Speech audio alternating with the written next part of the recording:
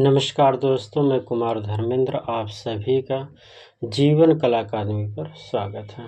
दोस्तों आज हम लोग देखेंगे जो आज से स्टार्ट करेंगे प्रागैतिहासिक चित्रकला से संबंधित महत्वपूर्ण प्रश्न देखेंगे दोस्तों, ठीक है। और साथ में दोस्तों अब कोशिश रहेगी प्रतिदिन आपको टॉपिक वाइज प्रश्न देखने को मिलेगा।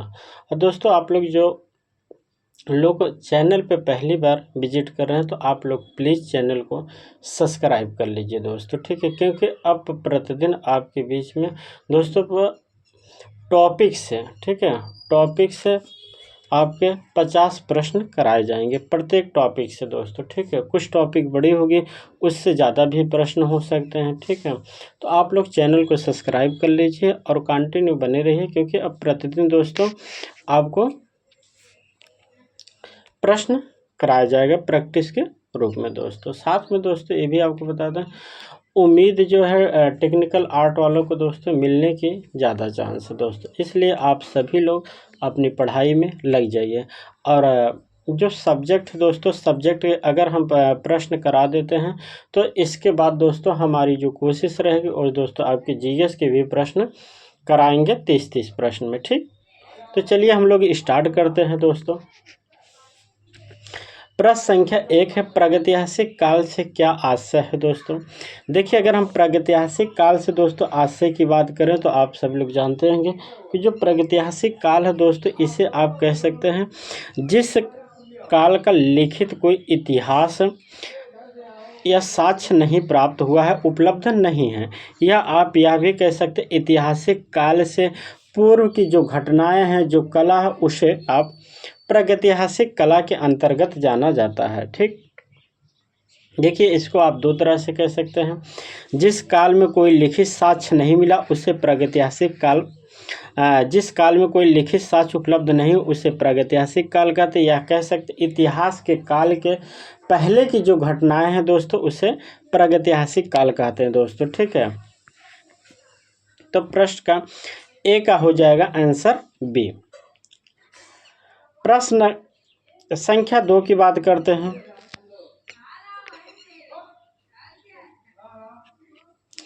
प्रश्न संख्या 2 की हम बात करते हैं। प्रागैतिहासिक भारत में प्रागैतिहासिक शैल चित्रों का सबसे प्रसिद्ध केंद्र कौन सा है। प्रश्न संख्या 2।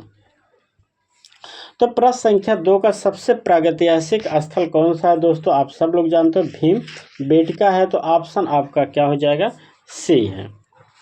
भीमबेटका किस राज्य में स्थित है दोस्तों।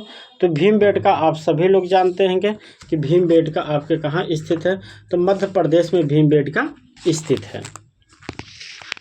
तो ऑप्शन आपका क्या हो जाएगा, प्रश्न संख्या 3 का बी, मध्य प्रदेश में। प्रश्न संख्या 4, भीमबेटका के शैलसराओं की खोज का श्रेय किसे जाता है। भीमबेटका की जो गुफा है दोस्तों, उसे खोज का श्रेय किस इतिहासकार को जाता है। तो याद रखिए आप सभी लोग जानते होंगे। प्रश्न संख्या 1 हो जाएगा ऑप्शन बी एस वाकाडकर दोस्तों, ठीक है। बी एस वाकाडकर जो उज्जैन विश्वविद्यालय के प्रोफेसर थे दोस्तों, ठीक है। कहाँ के, उज्जैन, जो एमपी में उज्जैन विश्वविद्यालय के प्रोफेसर थे, बी एस वाकाडकर ने खोज की थी दोस्तों। देखिए हमने प्रश्न को इसलिए ज़्यादा व्याख्या नहीं कर रहे क्योंकि जो उसका व्याख्या है हम उसी क्रम में लगाए हैं प्रश्न को, जिससे आपको सारी चीज़ें समझ में आएगी। बेसिक प्रश्न है दोस्तों लेकिन महत्वपूर्ण है। चलिए प्रश्न संख्या हम 5 की बात करते हैं। भीमबेटका की खोज किस वर्ष हुई थी। तो भीमबेटका की खोज आप लोग ज़्यादातर लोग पढ़े होंगे दोस्तों 1958 में, ठीक है। बी एस वाकाडकर ने कब खोज की थी। तो ऑप्शन हो जाएगा दोस्तों, देखिए आपको बता दो जो एनसीईआरटी है दोस्तों, ठीक है, आपको बता दो एनसीईआरटी में दोस्तों देखिए उसमें लिखा है 1957 और आपके 58 दोनों में है, ठीक है। तो याद रखिए, इसलिए इसका जो आंसर हो जाएगा दोस्तों ऑप्शन के अकॉर्डिंग, तो ऑप्शन आपका क्या हो जाएगा, बी दोस्तों, ठीक है। क्या हो जाएगा, बी। तो बी एस वाकाडकर ने भीमबेटका की खोज कब किया था। तो 1957 और 58 में। प्रश्न संख्या 6 है, भीमबेटका को यूनेस्को की विश्व धरोहर की सूची में कब शामिल किया गया था। यह प्रश्न महत्वपूर्ण है दोस्तों, एग्जाम के पॉइंट से याद रखिए। प्रश्न संख्या 6 महत्वपूर्ण है। अगर हम बात करें भीमबेटका को यूनेस्को में कब शामिल किया गया, तो याद रखिए प्रश्न संख्या 6 का हो जाएगा ऑप्शन आपका क्या हो जाएगा सी। तो प्रश्न संख्या 6 हो जाएगा 2003 में। लेकिन यही अगर हम बात करते हैं दोस्तों भीमबेटका को राष्ट्रीय महत्व कब घोषित किया गया था, तो याद रखिए राष्ट्रीय महत्व कब घोषित किया गया था दोस्तों 1990 में। यह भी आप याद रखिए भीमबेटका को राष्ट्रीय महत्व घोषित किया गया था 1990 में। और जबकि भीमबेटका को पद्मश्री कब मिला था, तो वो भी याद रखिए 1975 में BS वाकड़कर को पद्मश्री पुरस्कार मिला था, याद रखिए दोस्तों। तो इसका आंसर हो जाएगा ऑप्शन सी। प्रश्न संख्या 7, प्रागैतिहासिक चित्रों में सबसे अधिक किस विषय का चित्रण मिलता है, प्रश्न संख्या 7 का।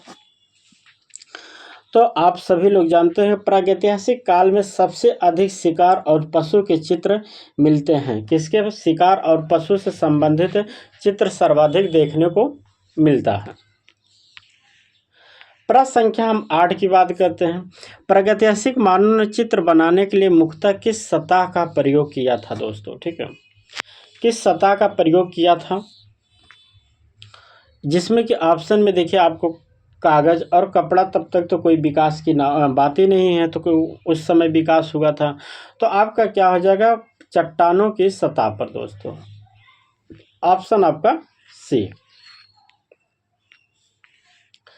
प्रश्न संख्या 9, प्रागैतिहासिक चित्रों में लाल रंग मुख्यतः किस खनिज से प्राप्त किया जाता है, लाल रंग मुख्यतः किस खनिज से प्राप्त किया जाता है, तो ऑप्शन क्या हो जाएगा हेमेटाइट या गेरू दोस्तों, ठीक।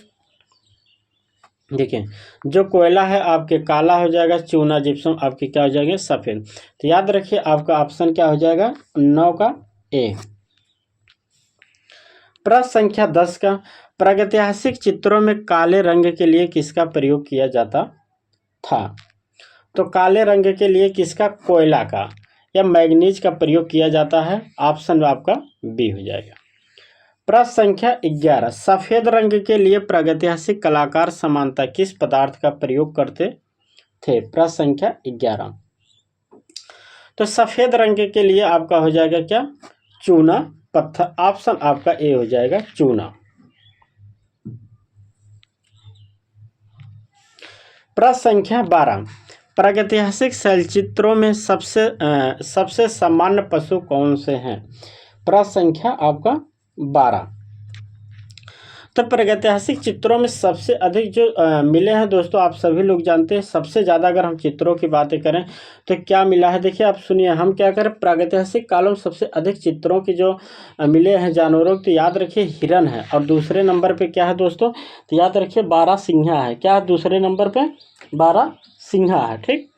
लेकिन इसमें ऑप्शन के अकॉर्डिंग दिया हाथी, हिरण, जंगली बैल, तो याद रखिए ऑप्शन क्या हो जाएगा इसका पूरा प्रश्न संख्या 12 का हो जाएगा ए, हाथी, हिरण, जंगली बैल, प्रश्न संख्या 12 का ए।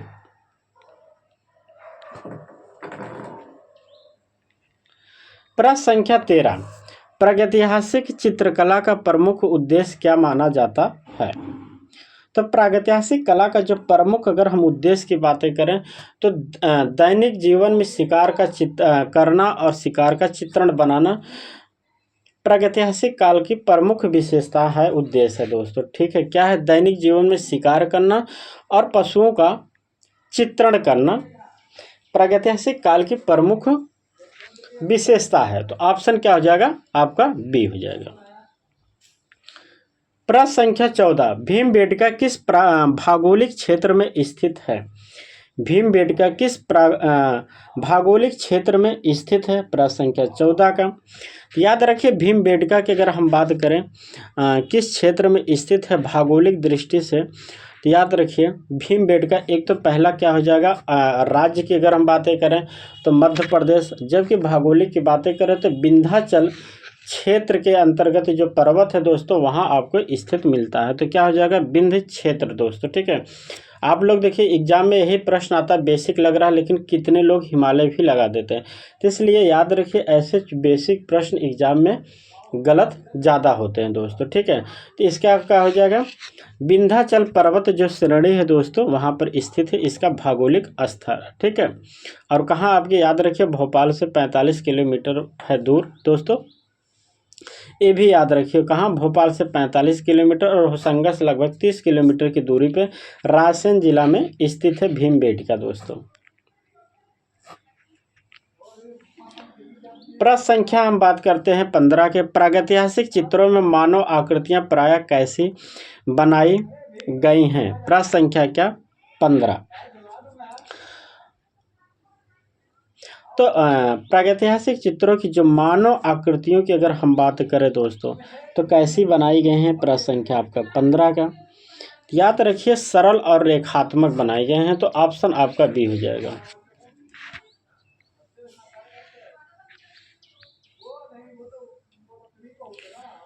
प्रश्न संख्या 16, शैल चित्रों में शिकार के दृश्यों से किस बात की जानकारी मिलती है। प्रश्न संख्या 16, तो शैल चित्रों के अभी हमने आपको बताया कि जो इसका मुख्य आपका उद्देश्य है जो प्रागैतिहासिक चित्रों का क्या है, तो उसके सामाजिक और आर्थिक जनजीवन से आर्थिक जो जीवन की प्रवृत्ति होती थी दोस्तों वही उनका जीवन था दोस्तों, उसके सामाजिक और आर्थिक जीवन से संबंधित उनकी जानकारी हमें मिलती है प्रागैतिहासिक काल के अंतर्गत, ठीक। क्योंकि उनके सामाजिक आर्थिक और जो रहने की सारी चीज़ें की हमें जानकारी मिलती है दोस्तों प्रागैतिहासिक कालों से पता चलता है दोस्तों, ठीक। तो ऑप्शन क्या हो जाएगा दोस्तों, बी हो जाएगा। प्रश्न संख्या 17, प्रागैतिहासिक चित्रों में पशुओं की आकृतियां अक्सर किस प्रकार दिखाई देती हैं। प्रश्न संख्या 17, देखिए आप देखे होंगे कभी प्रागैतिहासिक काल में जो चित्रों की आकृतियां बनी हैं दोस्तों हमेशा देखे होंगे जैसे चलती हुई दिखाई देती हैं, ठीक है। कभी उन्होंने स्थिर बहुत कम देखे होंगे, ज़्यादातर आकृतियां क्या बनाई गई हैं आपको चलती हुई दिखाई देती हैं। प्रश्न संख्या 17 का दोस्तों यह महत्वपूर्ण प्रश्न है, ठीक है। क्या है यह प्रश्न महत्वपूर्ण है दोस्तों, मैं पहले बता रहा हूँ यह प्रश्न आपके लिए नया भी है, एग्जाम में ऐसे प्रश्न आएंगे आपको गलत होने के ज़्यादा चांस है। तो याद रखिए प्रागैतिहासिक काल में जो पशुओं की आकृतियाँ अक्सर किस प्रकार दिखाई जाती है, तो आपने कभी फोटो में देखिए कहीं भी आप देखिए तो उसमें ऐसे लगता है कि जो जानवरों की बनाई गई हैं चित्र बनाए गए हैं जैसे लग रहा है चलते हुए बनाया गया, तो इसलिए क्या हो जाएगा प्रश्न संख्या 17 का दोस्तों आपका हो जाएगा गतिशील अवस्था में ज़्यादातर दिखाई देती हैं दोस्तों, ठीक। प्रश्न संख्या 18, भीमबेटका में किस प्रकार के शैलाश्रय पाए जाते हैं। प्रश्न संख्या 18, तो भीमबेटका है या प्रागैतिहासिक है दोस्तों सभी में प्राकृतिक चट्टानों पर चित्र देखने को मिलते हैं, तो ऑप्शन आपका हो जाएगा ए। प्रश्न संख्या 19, प्रागैतिहासिक चित्रकला में शैलचित्र शब्द का अर्थ क्या है। शैलचित्र जो शब्द है दोस्तों उसका अर्थ क्या है। प्रश्न संख्या 19 में देखिए शैल का जो अर्थ होता है दोस्तों शैलचित्र, जो शैल माने होता है दोस्तों क्या होता है, तो याद रखिए अगर हम शैल की बातें करें तो शैल का मतलब होता है दोस्तों चट्टान, ठीक है। और चित्र का मतलब जानते हैं जो चित्र चट्टान पे बनाए जाते हैं या बनाए गए हैं उन्हीं को हम शैल चित्र कहते हैं। तो शैल चित्र का जो अगर हम बात करें अर्थ क्या होता है, तो चट्टान या गुफा की सतह पे बनाया हुआ जो चित्र होता है उसी को हम शैल चित्र कहते हैं, ठीक। तो प्रश्न संख्या क्या हो जाएगा आपका बी, जो चट्टान पे चित्र बनाए गए हैं उन्हीं को हम शैल चित्र के नाम से जाने जाते हैं।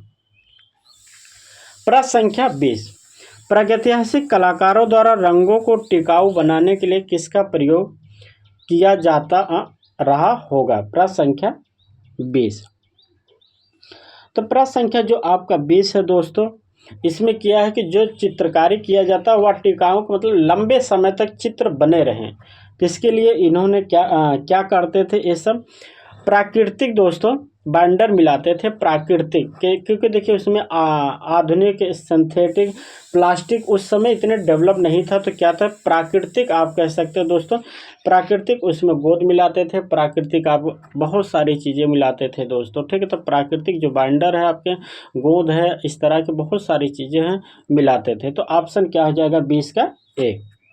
जिससे क्या जो चित्र बनाते थे दोस्तों ने, उसके जो रंग होते थे वो काफ़ी समय तक दिखाई देते थे, कभी जल्दी मिटते नहीं थे, खत्म नहीं होते थे, इसलिए इन्होंने ऐसे प्राकृतिक बाइंडर का प्रयोग किया है। प्रश्न संख्या 21 का क्या है, भीमबेटका के शैल चित्र किस कालखंड तक विस्तृत माने जाते हैं। तो भीमबेटका की जो अगर हम चित्र की बात करें दोस्तों, किस कालखंड तक माने जाते हैं, तो भीमबेटका की जो शैल चित्र के अगर हम खंड की बातें करें तो दोस्तों प्रागैतिहासिक काल से ऐतिहासिक काल तक के चित्र भीमबेटका को देखने को मिलता है। क्योंकि देखिए भीमबेटका आप कभी देखे होंगे पाषाण काल में भी उनके कुछ स्रोत मिलते हैं आपको नवपाषाण काल में। तो आप कह सकते हैं कि प्रागैतिहासिक काल से लेकर इतिहास तक इसके साक्ष्य भीमबेटका के मिले हैं दोस्तों, ठीक। लेकिन मैक्सिमम तो आप सभी लोग जानते हैं मीसो काल है, लेकिन इसके जो साक्ष्य की बातें करें तो प्रागैतिहासिक से लेकर इतिहास काल तक इसके साक्ष्य मिले हैं दोस्तों, ठीक है। प्रश्न संख्या 21 का देखिए, इसमें आप लोग कंफ्यूज ना होइए, मध्यकाल लिखा दोस्तों, ठीक है। तो मध्यकाल क्योंकि इसमें पूछा भीमबेटका के जो शैल चित्र किस काल खंड तक विस्तृत माने जाते हैं, ठीक है, इसलिए इसका जो विस्तृत होता है दोस्तों प्रागैतिहासिक काल से लेकर इतिहास काल तक इसके विस्तृत माने जाते हैं, ठीक है। जबकि ऐसे तो इसका हो जाएगा दोस्तों मध्य काल, लेकिन मध्यकाल से ज़्यादा इसमें पूछा है प्रश्न विस्तृत काल माने जाते हैं। तो विस्तृत काल दोस्तों आपके प्रागैतिहासिक काल से ऐतिहासिक, जिसमें कि मध्यकाल और सभी काल आ जाते हैं दोस्तों, इसलिए ऑप्शन इसका क्या हो जाएगा बी।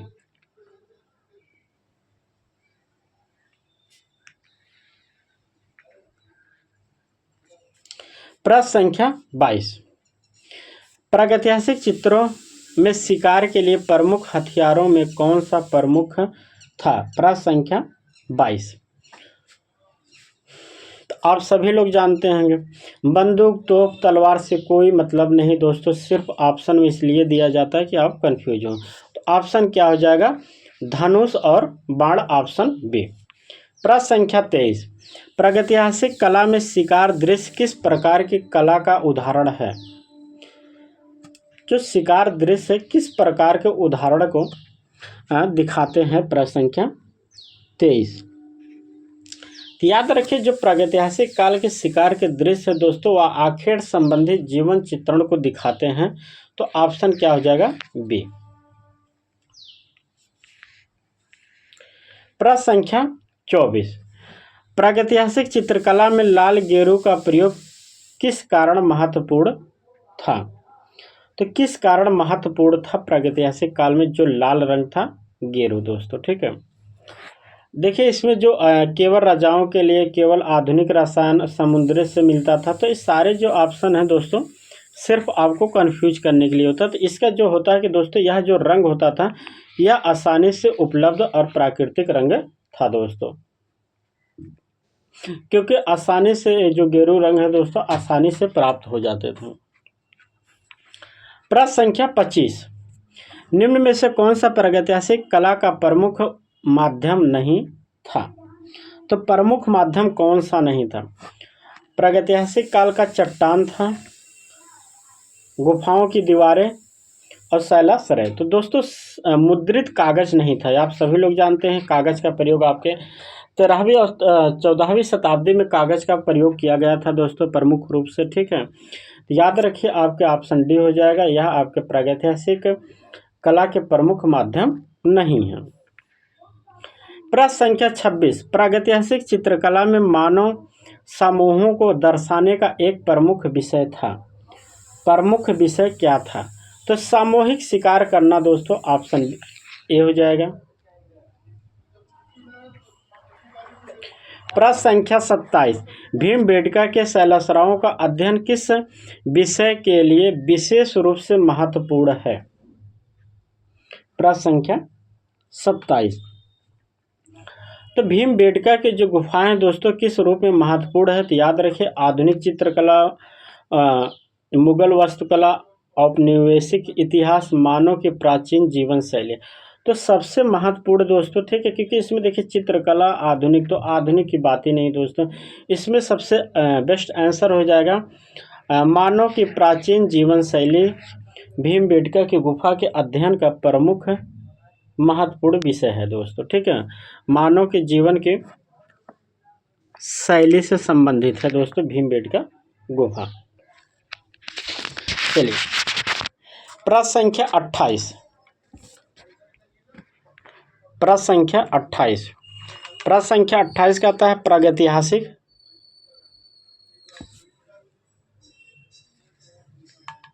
एक सेकंड दोस्तों, प्रागैतिहासिक चित्रों में गति का आभास किस माध्यम से दिया गया है। देखिए प्रश्न किस तरह घुमाया गया है, आप याद रखें। पूछा गया कि प्रागैतिहासिक चित्रों में गति का आभास किस माध्यम से दिया गया है, प्रश्न संख्या 28।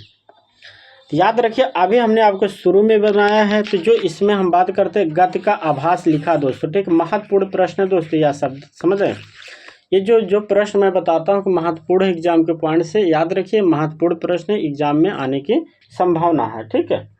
चलिए तो इसमें देखिए मैं शुरू में एक प्रश्न बताया था कि प्रागैतिहासिक काल में अगर हम गति की बातें करें कि प्रागैतिहासिक काल में कैसे चित्र बनाए हैं, तो गति के रूप में बनाए गए हैं, ठीक। अब वही चीज़ पूछा है गति का जो आभास का माध्यम किस रूप में दिया गया है, तो याद रखिए गतिशील रेखाओं और मुद्राओं के रूप में चित्रण किया गया है दोस्तों, ठीक है। तो इसका आंसर हो जाएगा ऑप्शन ए।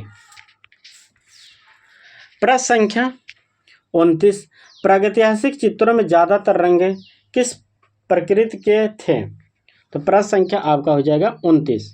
तो याद रखिए प्रागैतिहासिक काल में ज़्यादातर रंग कैसे थे, तो आप सभी लोग जानते हैं नेचुरल थे, तो प्राकृतिक थे दोस्तों। प्रश्न संख्या 30, निम्न में से कौन सा प्रागैतिहासिक रंग द्रव्य प्रागैतिहासिक कला में प्रयुक्त हुआ है।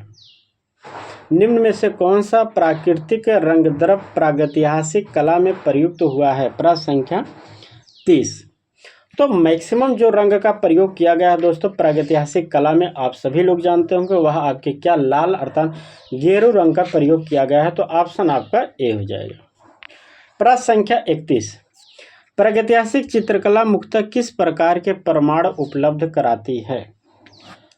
प्रागैतिहासिक चित्रकला मुख्यतः किस प्रकार का प्रमाण उपलब्ध कराती है, प्रश्न संख्या 31। याद रखिए प्रश्न संख्या हम 31 की बात करते हैं, तो दृश्य और पुरातात्विक प्रमाण। प्रश्न संख्या 31 का क्या हो जाएगा, बी। प्रागैतिहासिक कला मुख्यतः किस प्रकार के प्रमाण उपलब्ध कराती, तो दृश्य एवं पुरातात्विक प्रमाण उपलब्ध कराती है दोस्तों, ठीक है। ये याद रखिए महत्वपूर्ण, क्योंकि लिखित देखिए था ही नहीं, केवल मौखिक था, आधुनिक वैज्ञानिक तो था ही नहीं, दृश्य और पुरातात्विक प्रमाण मिलते हैं, मतलब जो पुरातात्विक के द्वारा खुदाई गई थी दोस्तों, उसमें जो दृश्य मिले गए, चित्रण मिले गए, उन्हीं के हम प्रमाण मानते हैं दोस्तों, ठीक है। तो महत्वपूर्ण प्रश्न है 31, याद रखिए दोस्तों। प्रश्न संख्या 32, शैल चित्रों में पशुओं का अपेक्षाकृत बड़ा आकार किस बात को दर्शा सकता है। शैल चित्रों में पशुओं का अपेक्षाकृत बड़ा आकार किस बात को दर्शा सकता है, प्रश्न संख्या 32। याद रखिए पशुओं का महत्वपूर्ण है, शैल चित्रों में पशुओं का अपेक्षाकृत बड़ा आकार किस बात को दर्शा सकता है। पशुओं के महत्व को, कलाकार की गणती क्षमता को, लिपि के विकास को, वस्तु योजना को। तो दोस्तों महत्वपूर्ण हो जाएगा पशुओं के महत्व को, ऑप्शन ए हो जाएगा 32 का ए। प्रश्न संख्या 33, प्रागैतिहासिक चित्रकला के अध्ययन में किसका विशेष महत्व है। प्रागैतिहासिक चित्रकला के अध्ययन में किसका विशेष महत्व है, तो आप सभी लोग जानते हैं इसमें रंग, रेखा तथा विषय वस्तु तीनों का महत्वपूर्ण योगदान है। रंग, रेखा और विषय वस्तु चित्रकला की दृष्टि से अध्ययन में विशेष महत्वपूर्ण है। प्रश्न संख्या 34, प्रागैतिहासिक कलाकारों ने चित्रांकन के लिए किस प्रकार के औजारों का प्रयोग किया होगा। प्रश्न संख्या 34, तो 34 में हो जाएगा, इसमें पूछा है औजारों का। तो औजारों क्या होते थे उस समय जो प्रागैतिहासिक आदिमानव थे दोस्तों, पत्थर का या कह सकते हैं प्रस्तर का प्रयोग करते थे, प्राकृतिक पदार्थों व सरल उपकरणों के द्वारा प्रयोग करते थे औजारों में। ठीक है, जैसे आपके पत्थर मुख्य रूप से होता था, इसके अलावा भी होते थे। ठीक है, तो पत्थर का प्रयोग या अपने औजारों के लिए, जिसमें कुल्हाड़ी तमाम तरह के औजार इन्होंने बनाए थे। प्रश्न संख्या 35, प्रागैतिहासिक चित्रों में लाल रंग की अधिकता एक प्रमुख कारण क्या था। प्रागैतिहासिक काल में अगर हम लाल रंग की बातें करें, जो अधिकता होती थी, उसके क्या कारण है, महत्वपूर्ण प्रश्न है दोस्तों। देखिए इसमें पूछा प्रमुख कारण क्या थे। प्रश्न संख्या 35, तो जो लाल रंग होते थे दोस्तों ने, वह आसानी से उपलब्ध होते थे, क्योंकि यह गेरू होता था, एक प्रकार का मिट्टी का ही स्वरूप होता था, इसलिए गेरू की सहज उपलब्धता, मतलब गेरू आसानी से उपलब्ध हो जाता था दोस्तों। ठीक, प्रश्न संख्या 36, निम्न में से कौन सा भीमबेटका से संबंधित है। तो भीमबेटका से कौन सा संबंधित है, तो याद रखिए शैलाश्रय आपके गुफा संबंधित है दोस्तों। ऑप्शन 36 का क्या हो जाएगा, ए।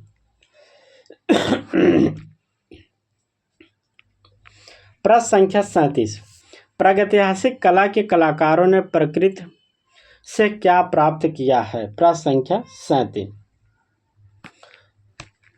रंग, द्रव व चित्रण सामग्री प्राप्त किया है। प्रश्न संख्या 38, प्रागैतिहासिक चित्रों में समूह नृत्य के दृश्य किस बात का संकेत देते हैं। प्रागैतिहासिक चित्रों में समूह नृत्य के दृश्य किस बात के संकेत देते हैं। प्रश्न संख्या 38, तो जो समुदाय क्या कह सकते हैं दोस्तों, सांसारिक जो जनजीवन से संबंधित इन्होंने चित्रण किया है, जिसे आप सामुदायिक जीवन कह सकते हैं, या आपके जनजीवन से संबंधित चित्रण समूह नृत्य में दिखाए गए हैं। सामुदायिक मतलब समूह का, नृत्य का मतलब होता है जो तो समूह में लोग नाचते थे दोस्तों, उसी का ना पूछ रहा है कि समूह नृत्य का किस बात का संकेत करते हैं। तो समूह की बात का संकेत करते हैं, जिसमें कहते हैं एक ग्रुप में लोग नाच रहे हैं, उसी का संकेत करता है, जिसे आप सामुदायिक जीवन से संबंधित सांस्कृतिक चित्र बने हुए हैं। प्रश्न संख्या 39, प्रागैतिहासिक कला में चित्रित शिकार के दृश्य किस जीवन व्यवस्था से जुड़े थे। किस जीवन व्यवस्था से जुड़े थे, तो आखेट और संग्रह से संबंधित चित्र बनाते थे दोस्तों। ठीक है, क्योंकि आखेट करते थे, आखेट करने के बाद जो शिकार करते थे, वो चीज़ों को दोस्तों जो आपके शिकार करने के बाद दोस्तों संग्रहण के रूप में रखते थे और चित्रण करते थे। प्रश्न संख्या 40, प्रागैतिहासिक चित्रकला में रेखाओं का प्रमुख मुख्यतः किसके लिए हुआ है। प्रागैतिहासिक चित्रकला में रेखाओं का प्रयोग मुख्यतः किसके लिए हुआ है। प्रश्न संख्या 40, याद रखिए आकृतियों की रूपरेखा और गति व्यक्त करने के लिए रेखाओं का प्रयोग किया गया है दोस्तों। ठीक है, यह महत्वपूर्ण प्रश्न है, याद रखिए। प्रश्न संख्या 41, प्रागैतिहासिक चित्रों में हाथ की छाप किस प्रकार की अभिव्यक्ति मानी जाती है। हाथ की जो छाप है दोस्तों, किस प्रकार की अभिव्यक्ति मानी जाती है, तो याद रखिए मानव की प्रारंभिक कलात्मक अभिव्यक्ति के रूप में मानी जाती है। ऑप्शन ए हो जाएगा। प्रश्न संख्या 42, प्रागैतिहासिक कला में पशु आकृतियों के अध्ययन से किस विषय में सहायता मिलती है। किस विषय में सहायता मिलती है, तो देखिए राजनीतिक, आधुनिक शिक्षा, आधुनिक उद्योग से कोई मतलब नहीं दोस्तों। तो ऑप्शन क्या हो जाएगा, ए। तत्कालिक पर्यावरण और जीव जगत से संबंधित अध्ययन देखने को मिलता है। प्रश्न संख्या 43, भारत में प्रागैतिहासिक शैल चित्रों का प्रमुख क्षेत्र कौन सा है? भारत में प्रागैतिहासिक शैल चित्रों का प्रमुख क्षेत्र कौन सा है? प्रश्न संख्या 43। याद रखिए, अगर हम बात करें प्रमुख क्षेत्र तो दोस्तों इसमें देखिए बंगाल, केरल, पंजाब दिया है, तो ज़्यादातर ये सब स्टेट नहीं थे। कौन था? आपके मध्य भारत। मध्य भारत में दोस्तों क्या है? याद रखिए, आपके उत्तर प्रदेश है, मध्य प्रदेश है, एमपी जिसे कहते हैं, राजस्थान। दोस्तों यह महत्वपूर्ण स्थान है दोस्तों, ठीक। आपके गुजरात हो गए, तो जो लेकिन ये जो 3 स्टेट है सबसे महत्वपूर्ण है दोस्तों। वैसे आपके गुजरात भी आ जाएगा दोस्तों। तो यह मध्य प्रागैतिहासिक शैल चित्रों के दोस्तों प्रमुख क्षेत्र माने जाते हैं आपके। कौन? मध्य प्रदेश, उत्तर प्रदेश, राजस्थान, गुजरात। तो इस जो क्षेत्र है दोस्तों महत्वपूर्ण माने जाते हैं दोस्तों, ठीक। ऐसे तो देखिए केरल भी है, याद रखें, लेकिन इसमें पूछा प्रमुख क्षेत्र, तो प्रमुख क्षेत्र में 3 स्टेट आते हैं दोस्तों। कौन है? आपके उत्तर प्रदेश, एमपी याद रखिए, और आपके राजस्थान, ठीक है। ये आपके 3 जो है प्रमुख क्षेत्र के अंतर्गत ये आते हैं। तो ऑप्शन आपका क्या हो जाएगा? ए। प्रश्न संख्या 44, प्रागैतिहासिक कला को समझने के लिए निम्न में से कौन सा सबसे महत्वपूर्ण है? प्रागैतिहासिक कला को समझने के लिए सबसे महत्वपूर्ण कौन सा है? तो याद रखिए, प्रागैतिहासिक कला की जो खुदाई होती है तो दोस्तों क्या होते हैं? पुरातात्विक संदर्भ में इसकी खुदाई होती है और साथ में महत्वपूर्ण माना जाता है। प्रश्न संख्या 45, प्रागैतिहासिक चित्रकला में कलाकारों ने किस प्रकार के विषयों को प्राथमिकता दी है? प्राथमिकता किस विषय को दिया है प्रागैतिहासिक काल में सर्वाधिक? तो प्रागैतिहासिक काल में दोस्तों अपने आसपास के जीवन एवं प्रकृति जनजीवन से संबंधित जो चित्रण किए गए उनको प्राथमिकता दिया गया है। जो आदि मानव रहते थे उनके आसपास जो जनजीवन रहता था दोस्तों, संस्कृति रहती थी, उसी से संबंधित उन्होंने चित्रण बनाया और उसी को उन्होंने प्राथमिकता दिया। क्योंकि देखिए आदि मानव जंगल में रहते थे, तो जो उनसे संबंधित दोस्तों जो उनके आसपास के कल्चर रहते थे दोस्तों, तो उसी से संबंधित उन्होंने चित्रण बनाया है दोस्तों, ठीक है। क्योंकि उन्होंने देखिए आप कभी कोई ऐसी चीज़ों का चित्रण नहीं किया है जो जंगल से हट के हो। क्योंकि जंगल में आपके नेचुरल गुफाएं होती थी, नेचुरल पेड़ पौधे, नेचुरल आपके जानवर होते थे, तो उन्हीं से संबंधित इन्होंने चित्रण बनाए जो उनके जीवन के आसपास लोग रहते थे। प्रश्न संख्या हम बात करते हैं 46 का, भीमबेटका के चित्रों में निम्न में से कौन सा दृश्य मिलता है? भीमबेटका के चित्रों में निम्न में से कौन सा दृश्य मिलता है? रेलगाड़ी, आधुनिक नगर, हवाई जहाज। तो कुछ नहीं तो दोस्तों क्या हो जाएगा? शिकार, ऑप्शन ए। प्रश्न संख्या 47, प्रागैतिहासिक चित्रकला भारतीय कला इतिहास में क्यों महत्वपूर्ण है?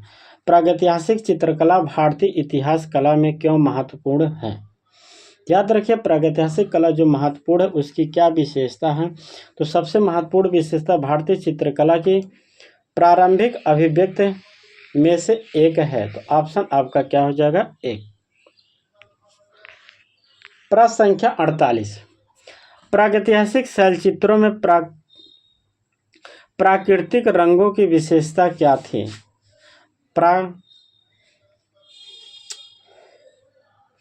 प्राकृतिक रंगों की विशेषता क्या थी? तो वे स्थानीय प्राकृतिक पदार्थों से प्राप्त होते थे। क्या होते थे जो रंग प्राप्त होते थे? प्राकृतिक पदार्थों से प्राप्त करते थे आदि मानव दोस्तों। इसलिए प्राकृतिक रंगों की प्रमुख विशेषताएं थी कि वह प्राकृतिक पदार्थों से प्राप्त की जाती, क्योंकि उस समय कोई विदेशी, कोई धातु, कोई ऐसी टेक्नोलॉजी तो आई नहीं थी दोस्तों, ठीक। चलिए, प्रश्न संख्या 49, निम्न में से कौन सा प्रागैतिहासिक चित्रकला का प्रमुख विषय नहीं है? प्रश्न संख्या 49, तो शिकार है दोस्तों, पशु हैं, सामूहिक गतिविधियां जो अभी हमने आपको बताया नृत्य के हैं और सारे चित्र बनाए गए हैं दोस्तों, ठीक है। लेकिन इसमें दिया आधुनिक औद्योगिक कारखाने। तो दोस्तों ऑप्शन क्या हो जाएगा? ऑप्शन आपके डी हो जाएगा दोस्तों, जो आपके नहीं पूछा है। प्रश्न संख्या 50, प्रागैतिहासिक चित्रकला का महत्वपूर्ण केंद्र कौन सा है? महत्वपूर्ण केंद्र कौन है? प्रागैतिहासिक कला का दोस्तों तो याद रखिए टीजीटी पीजीटी की दृष्टि से महत्वपूर्ण है। तो याद रखिए अब आप सभी लोग जानते होंगे, तो इसमें क्या हो जाएगा आपका ऑप्शन ए हो जाएगा भीमबेटका दोस्तों महत्वपूर्ण है। याद रखिए भीमबेटका को दोस्तों महत्वपूर्ण है। इसकी खोज किसने की थे? तो बी.एस. वाकड़कर ने कब किया था? तो दोस्तों 1900 याद रखें 57 और 58 में दोस्तों बी.एस. वाकड़कर कहाँ के प्रोफेसर थे? तो याद रखिए उज्जैन के थे दोस्तों।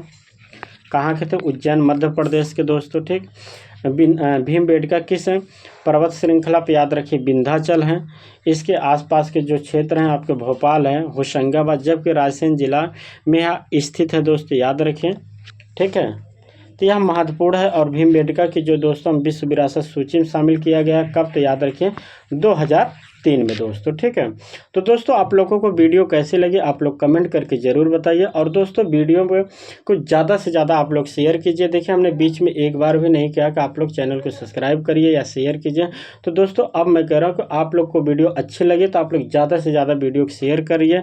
और जो लोग चैनल को सब्सक्राइब नहीं किए हैं तो प्लीज़ आप लोग चैनल को सब्सक्राइब कर लीजिए, क्योंकि दोस्तों अब इस डेली प्रतिदिन मैं बता रहा हूँ टॉपिक वाइज आपको प्रश्न उत्तरी कराऊंगा दोस्तों, जिससे कि आपको अच्छी तैयारी हो सके दोस्तों। देखिए आप खुद देखेंगे महत्वपूर्ण प्रश्न है, तो इसलिए कह रहा हूं कि आप लोग चैनल को सब्सक्राइब कर लीजिए, वीडियो को ज़्यादा से ज़्यादा शेयर कीजिए दोस्तों, क्योंकि फिर हम कल मिलेंगे आपको दोस्तों एक नए टॉपिक के साथ दोस्तों। ठीक है, तब तक के लिए धन्यवाद दोस्तों।